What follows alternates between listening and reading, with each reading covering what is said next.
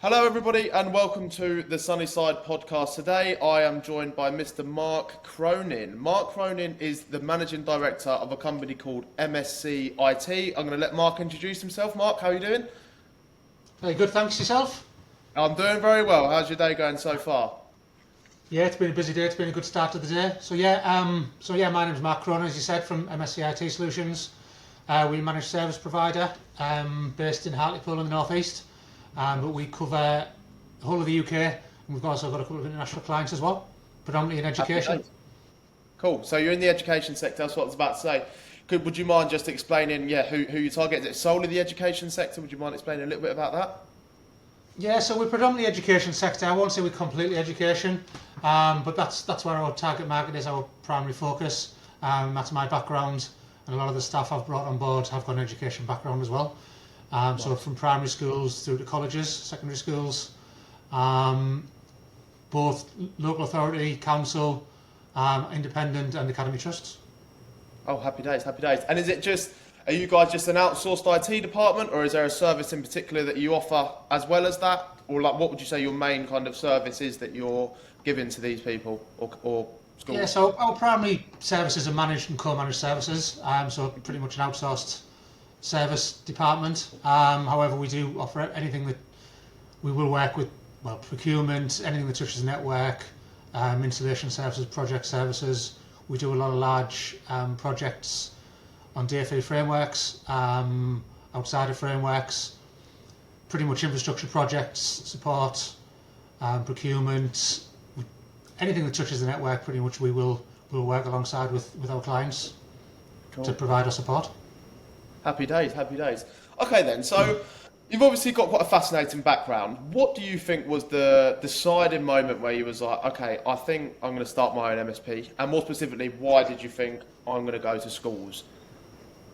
So when I left school at 16 and went straight into apprenticeships, and randomly ended up back at the school I left on my apprenticeship as in the IT department. So I was there for 12 months. Through the local Chamber of Commerce. Then from there went on to a second apprenticeship with the local further education college, where I was based in adult education sort of business. I was there for 2 years, and then the college themselves employed me. So from leaving school for 3 years, I was working in education.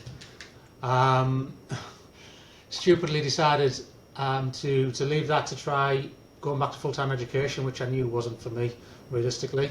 Did 9-10 months at university. Realised again that wasn't for me, so left full-time education. Ended up just labouring for a friend for 12 months until a contract came up back in IT, and pretty much started at the bottom again. And that was the start of my contracting journey. But again, that was within the education space.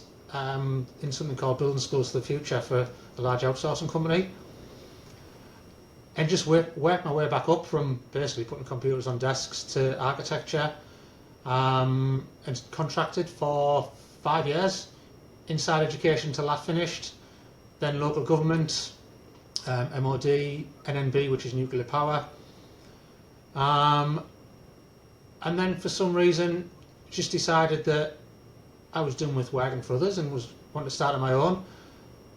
Had some clients we were doing work on the side for in schools, and just sort of reached out to them and said, look, I'm thinking about doing this. And that's what we did, or that's what I did. Yeah. I employed 2 members of staff, rented an office, and sort of went from there. That was in September 2016. Here we are today, we're up to 12 staff. We bring in up to 30 contractors in busy months in the summer. We own our own office building in Hartlepool, and we've got customers nationwide, in Europe and across in Asia now, as of this summer. Really? That's interesting. Well, let's talk a little bit about that then. So, what do you think is different about serving a client that's overseas and not in England? What do you think is the main kind of different, or is it relatively similar service?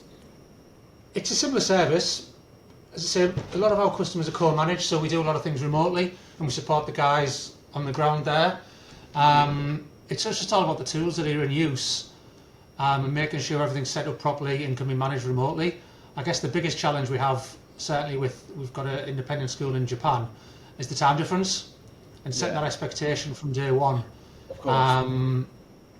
That they understand the challenges that brings was key to that. Luckily, I had a pre-existing relationship with the head teacher that moved over there.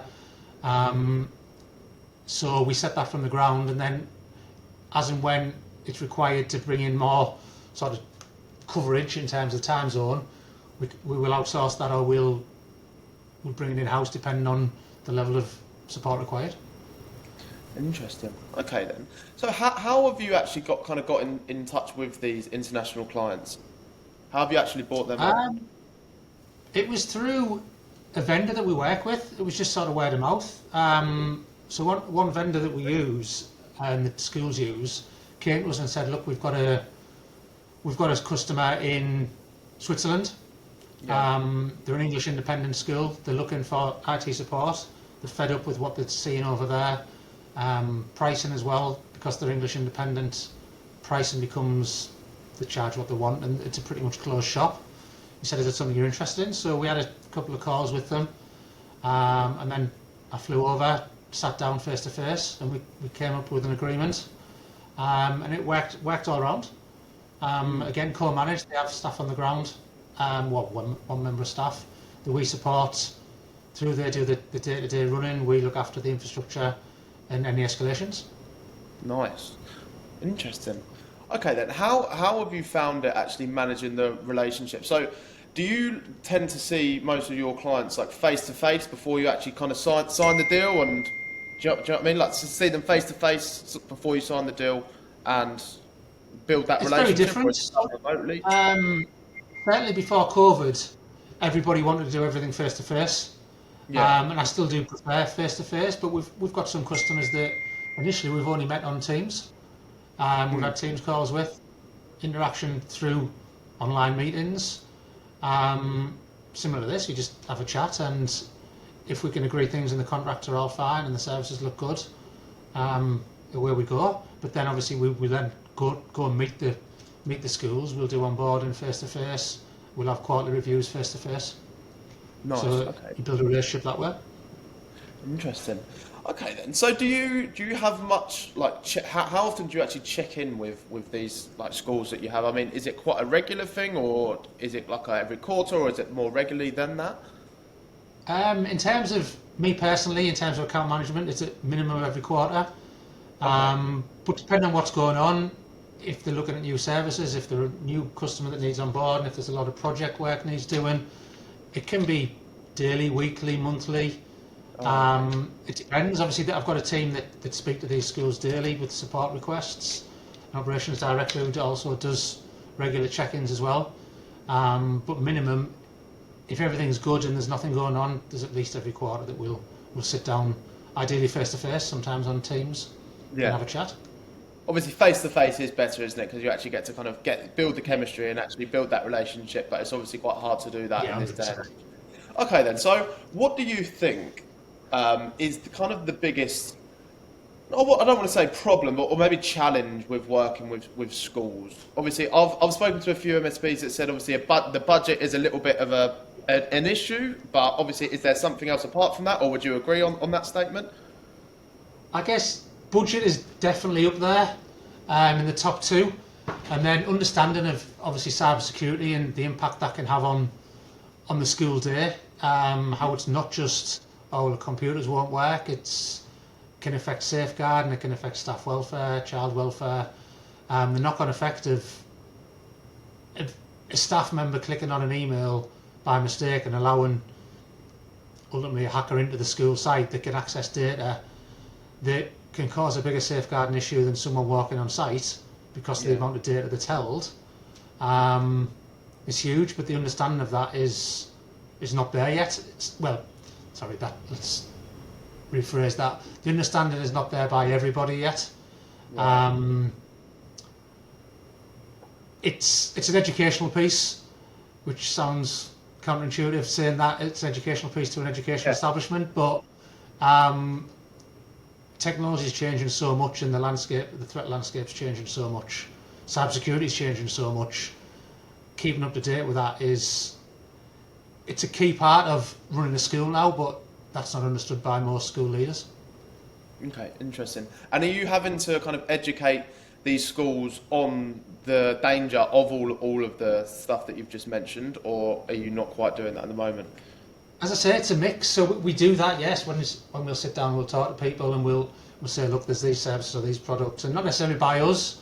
Yeah. The DFE have their cyber guidelines, should we call them, but they're very grey, they're very fluffy. Most government guidelines are. Yeah.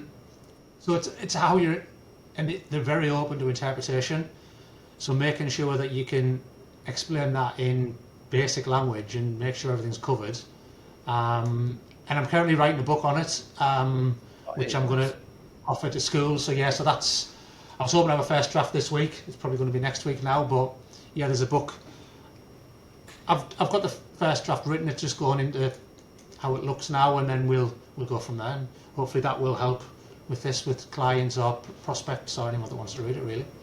That's exciting, isn't it? So it's just a book educating them on the dangers of like data breaches and cybersecurity. Basically, yeah. I mean, we're going to call it digital safeguarding. It's just how sort of cybersecurity can affect the school environment or the school day, and the knock-on effects that can have. Okay, happy days. That's quite cool. I didn't actually know that. Okay then, Mark. So if it's all right with you, I'd like to talk a little bit about client acquisition and how you guys are currently get the majority of your clients. Would you mind sharing a little bit on that front? Yeah, so we do what majority don't want to do in the direct mail piece with follow-up calls. We've done that in-house primarily. We are literally just about to outsource the SDR role, we'll call it. Telesales to some people who will act as if they are us, but we'll send them a direct mail piece. So we'll send them a little cybersecurity booklet with a bit about us, a bit about cybersecurity, with a QR code, with the letter, and just to say, guys, you can find out more here. And then we'll follow that up with 2-3 calls and try and ask the decision maker to book a call with primarily myself, 10-15 minutes, just an introduction. This is who we are, this is what we do, this is who I am, this is my background. Is there anything we can help with at the minute? And go from there. Okay, handy. And what would you say, is there anything else that you've tried before that was quite lucrative and that worked quite well, or was it mainly the direct mail? I'd say the direct mail's been the most lucrative. We've tried multiple elements. We've tried the sort of email marketing piece, but certainly with the changes in Microsoft and Google and how they handle email marketing is challenging. The amount of people doing that now, direct mail just stands out. Certainly if you make it different. The Google ad space in technology is very expensive, so you can be talking £20 to £30 per keyword clicked, which you tend to find more your competitors on there than there is here. We're going to start looking at LinkedIn ads is something that we explore at the minute. Facebook ads we've looked at and played with a little bit. Is it the wrong target market? Not everyone is on there, so we've tried little pieces, and we have multiple touch points from the direct mail, but that's primarily our focus. Interesting. Obviously, I take it you get a few referrals as well. Obviously, you mentioned that you got the international clients through like word of mouth. What if you were to put like a split on it? What would you say that, like, if you were like 50-50 or? I'd say right now it's probably 50-50. Yeah, we've got a good relationship with all our clients. The only clients we've lost or schools we've lost have been through academisation and the merging into academies with in-house IT, and that goes back to 2016. So we've never lost a school for any operational reason, which is something we're proud of. Yeah, that's something we are proud of. Okay then, so touching on that, how do you think you guys have got so successful with retaining clients? Is there anything in particular that you're doing differently to the majority of the MSPs to actually keep these clients on board? I mean, the MSP industry as a general is sticky with clients. However, we try and build everything on relationship and value. They're not just another customer, they're not just a name or a client. We try and build a relationship with them. and make it about them and make sure we bring value to them, rather than just, you're just another name on the list. You're just someone who calls up and logs a ticket or whatever. We want to bring value to every customer and have a relationship with every customer we have. Yeah, absolutely. I think that is really, really key. Okay then, so would you mind talking a little bit about kind of what your sales cycle would look like in terms of like, is it like I don't know, is it different for every client, or is it like a 3-call close, or how does it kind of work in the education sector and for you guys in particular? It can be very different depending on the value of the contract, the person looking, the decision maker. Yeah. But generally, if we take it's a direct mail piece that goes out, 3-call follow-up, book a discovery call, we'll call it, with myself. From the discovery call, we'll book a first-time appointment. Ideally, go and sit in front of that person, understand their pain points, understand what they're currently doing, what's going wrong, how their ideal scenario looks, what needs to happen. From there, we will, depending on the service they're looking for, we'll either come away and create a proposal, or we'll carry out an audit. Ideally, we'll do some sort of audit, whether that's just walking around and understanding, or whether that's actually using technology and software to understand the solution that they've got. Yeah. Again, create the proposal goes in, and decisions are made. Sometimes there's 1 or 2 more meetings to present the proposal, or to discuss any queries or challenges or anything we find. It's a pretty basic and straightforward sales process until we start looking at frameworks and tenders within education. That can then change the goalposts drastically. Okay, interesting. Well, I feel like a simple sales cycle is definitely a good thing.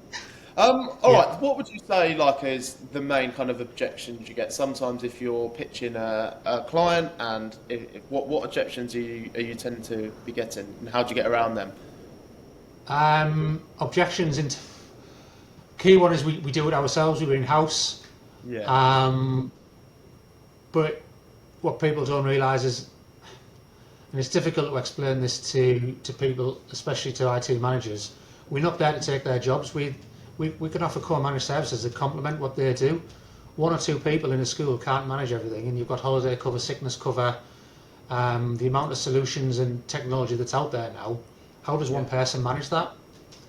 Why not outsource to a team as co-managed, that when you need help with something, or you're overwhelmed, or you're overworked, or you're on holiday, that there's somebody else there, and them contracts can be tailored around whatever the school needs, not just sort of taking away your work. We work with you and to complement and to improve that service. Prices, obviously we've discussed budget. Price is always a challenge now. Government budgets are tight. Teacher pay rises, support staff pay rises are constantly going up. With the percentage wise, I don't know the exact percentages, the latest, but the percentage of funding doesn't increase by the percentage of teacher pay rises. And I think certainly in secondary school, I think it's around 80% of school budget goes on salaries. So Really? that sort of tells you where the budgets are going and what's left. And if salaries are going up by more than the budget's increasing, then that's reducing costs for everything else. Now you take that money away from IT, which can impact safeguarding, then where are we going to go? I don't know. Certainly with, the stats now, education in the UK is the second most targeted by cyber criminals. Is it? Second most targeted sector, yeah. So because there's that much personal data held in a school, MIS systems, admin systems, that data is valuable to the wrong people, or to the right people, depending on how you look at it. So it's important to actually prevent that, isn't it? Do you feel like you still get these same kind of price objections and the objections that you've just mentioned internationally with these other clients that you've got? Is it still the same problem, or is it different? No, because they're privately funded. So the international clients we've got are independent schools. So they're privately funded, and they tend to be privately funded by a business or a business owner, that someone that understands the impact of cybersecurity and ICT, IT within the workplace. I'm not saying that happens all of the time, and that's not the rule, but it's certainly been the case with the international clients we've got. Okay, interesting. All right, I'd like to talk a little bit about AI, Mark, if that's okay. Obviously, you guys are quite efficient in the way that you do stuff and operate. What are you guys using any AI internally at the moment to help you streamline operations and automate tasks? We are, and it's going to become more and more prevalent over the coming sort of, I'd say, 12 months, if not sooner. Our main systems, our main vendor for all our support systems and software, is massively investing in AI. What I think we'll find is any first line and any ticket triage that comes in will all be carried out by AI. Certainly starting to be now. It's got to be checked, but certainly that will be the case within 12 months, guarantee. Which is good for us because it can make things more cost efficient. Yeah. We're using AI in terms of content creation, marketing. Sorry, go. Yeah. In what way are you using them in content creation and marketing? Like in what actual sense? We can create content and create marketing campaigns and review content that we create within minutes rather than taking hours. We lost our one of our marketing coordinators back in July. And realistically, we haven't had to replace her because we can use AI to do 70% of what she was doing. Now, that's great from a bottom line point of view. It's not great from a sort of HR or a hiring point of view, an employment point of view. But it's becoming more and more prevalent that it can do so much more. Now I'm working with some people in the US that are heavily invested in AI and automation, and just seeing some of the things that's coming and what we can do and the automations we can build are huge, and that's only going to improve the business. It's going to improve the customer experience. It's going to improve everything. Quite where it's going to go, I don't think anyone can predict that right now. There's just so much going on. But ultimately, I can sit here, and I'm partway through it. I can sit here and just type in a video script. I can use ChatGPT to say, right, I want a video script based on the latest educational ICT news. Put it in. I don't even have to create the video, sit here and speak. AI will do that for me. I can create myself an AI avatar, and away you go. So that's quite scary that you could sit behind a keyboard and absolutely no one knows the difference. But how that feeds into education, I guess it's going to be huge, because if I was a student now, would you do your homework? Definitely not. 100% I mean, no. there's AI checkers, but you just you take a photo of your homework, throw it into ChatGPT for $20 a month, and that'll answer all the questions. You write in your own words, and no one's ever going to know it. Which is scary, because if you get ChatGPT to do it, yeah, you can put it through an AI check and it'll tell you. But you rewrite it similar in your own words, and it's done for you without. I don't know. I just bit of a no-brainer, isn't it? Yeah. In behalf of the students. Yeah. Okay. How education's going to manage that, I think, is difficult. Very difficult. But yeah, we'll see where that goes. How are you using AI in regards to actually the service that you deliver, in terms of service delivery? Are you using AI to do that at all? We're taking it very slowly. Yes, we are. But we're also checking everything, because as we've seen, I'm sure a lot of people have seen, that AI does make mistakes. It uses old algorithms, old scripting language, or it can put the wrong thing in the wrong place, which in what we do can be catastrophic in essence. Yeah. As I say, ticket triage is one of the key things we are using. So it'll read the tickets, it'll read the problem, it'll categorise it, it'll create summaries. That's great. It saves a lot of reading time. It saves a lot of time for that. Yeah. And when we've got issues, we can put that issue into AI, and it'll look at previous tickets from our full client base, and it'll give us recommendations. It'll tell us that. but it does need to be checked by a human at the minute. I'm not saying that's always going to be the case, but certainly I know the vendor we use are keen to go back through previous tickets, look at solutions, and auto-implement them solutions. And that will mean the basic tasks or basic things that people come in with, like password resets, are just done instantly without any human interaction. Interesting. So you've still got to monitor. I feel like that is with most AI, though, isn't it? You've still got to actually have that human intervention at the moment. But you don't have to, but you can take the risk. But certainly if we take a risk... like you said, it is a bit of a risk, isn't it? Because sometimes it does come out with some... It is for us, I think in the next few years, it will be different to that. Okay, it's only improving. Yeah, it's absolutely improving. So I want to touch on, you mentioned that the initial period of getting a school kind of up to standard was the most time-consuming, repetitive task, obviously, during what you guys do. I mean, could you talk a little bit about that and what that actually consists of? Yeah, so we've got, obviously, everybody, you've got the DFE standards, as I say, which are grey, fluffy, whatever you want to call it. But we have our own set of standards that we want to adhere to, and we want all our schools to be at a certain level, so we know that they're secure, so we know we've got no issues.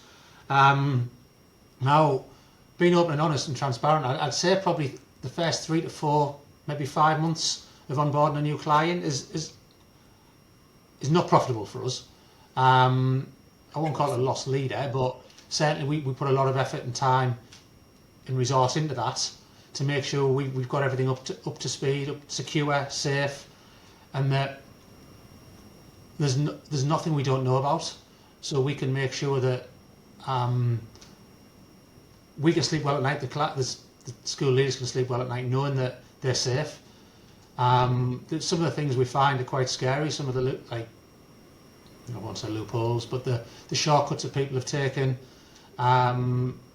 things not done, the security gaps.